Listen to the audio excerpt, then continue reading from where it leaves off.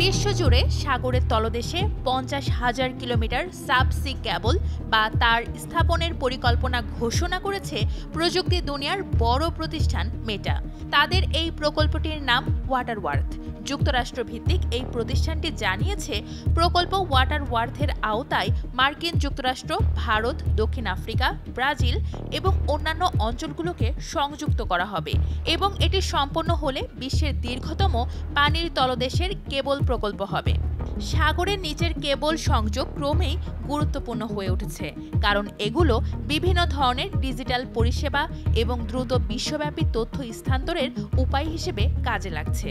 মেটার তথ্য মতে এই প্রকল্পটি 5টি প্রধান মহাদেশের মধ্যে সংযোগ করে দেবে এবং এর এআই প্রকল্পগুলোকে সাহায্য করবে। ফেসবুক, ইনস্টাগ্রাম ও হোয়াটসঅ্যাপের মূল প্রতিষ্ঠান মেটা সামাজিক যোগাযোগ মাধ্যমের বাইরে কৃত্রিম বুদ্ধিমত্তা এবং এর অবকাঠামো সহ অন্যান্য প্রযুক্তিতে উপস্থিতি বাড়ানোর চেষ্টা করছে প্রতিষ্ঠানটি।